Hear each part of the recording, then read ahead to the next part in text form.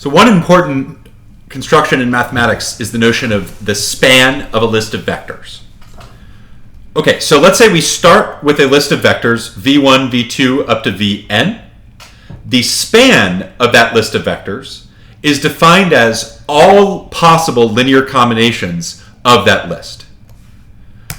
So when someone says that v belongs to the span of a list of vectors, what they mean is that it is possible to write v as a scalar times the first vector on the list plus a scalar times the second vector on the list, and then keep going until you get to a scalar times the last vector in the list.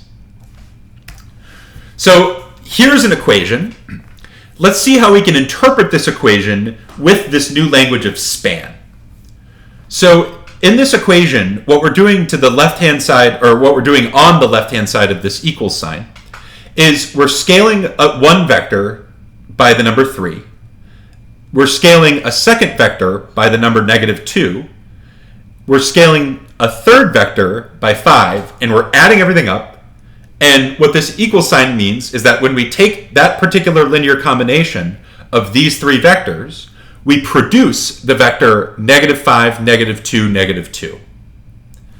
In the language of span, what we would say is, because this equation is true, we would say that 5, -2, -2 is in the span of the list of vectors that we're taking a linear combination of. So because 5, -2, -2 can be written as a linear combination of these 3 vectors, it's appropriate to write -5, -2, -2 belongs to this span.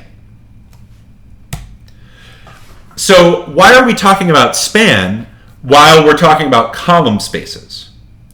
Let's see this with an example.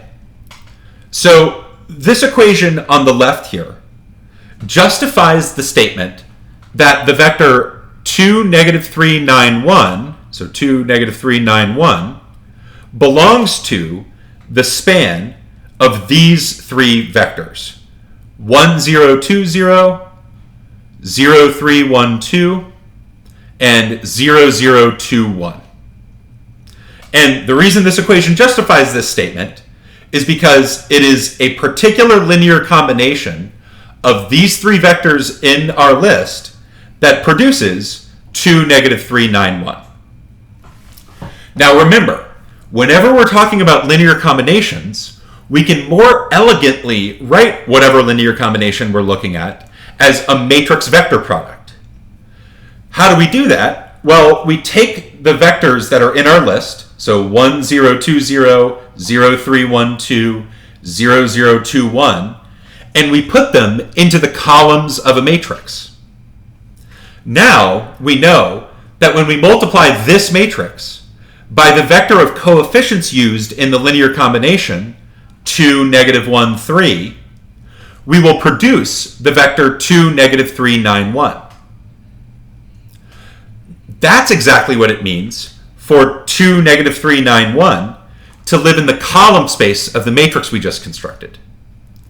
So we have our list of vectors that we're studying. By taking a particular linear combination and producing 2, -3, 9, 1, what we're saying is that 2, -3, 9, 1 lives in the span of this list. But because linear combinations are matrix vector products, this is the same thing as saying 2, -3, 9, 1 is in the column space of the matrix we just constructed. So linear combinations are the same thing as matrix vector products, which means that the span of the list of vectors we are studying is the same thing as the column space obtained by putting the vectors in our list into the columns of a matrix. So this is a theorem. The theorem says, if we are studying the span of a list of vectors, that is the same thing as the column space of the matrix obtained by putting all of those vectors in our list into the columns of one matrix.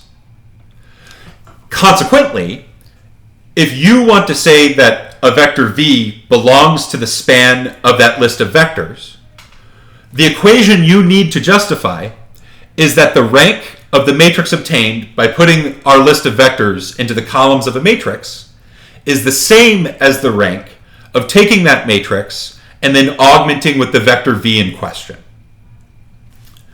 Let's see some examples. So in the equation on the left here, we're taking a matrix, a 3 by 2 matrix, and we're augmenting with a vector -13, 3, 31. And what we're finding is that after we row reduce, we produce a consistent system. There's no pivot in the augmented column. What that tells us is that the vector -13, 3, 31 is in the column space of the coefficient matrix. On the other side here, we're taking a different matrix. This one's 4 by 3, and we're augmenting with -22, 4, 0, -12. When we do the row reductions, we find that we have a pivot in the augmented column, so that system is inconsistent. So on the left, we have an example of a consistent system. On the right, we have an example of an inconsistent system. Well, we can interpret these two equations in terms of column spaces like we previously did, and now we can interpret these equations in terms of span. The equation on the left here says that the vector that we augmented with, -13, 3, 31, does belong to the span of the two vectors 1, 4, 3 and 3, 1, 5. On the right here, since the system was inconsistent, we see that the vector -22, 4, 0, -12 does not belong to the span of this list of 3 columns, which were the 3 columns of the coefficient matrix of the system. So again, -13, 3, 31 does belong to this span, whereas -22, 4, 0, -12 does not belong to this span.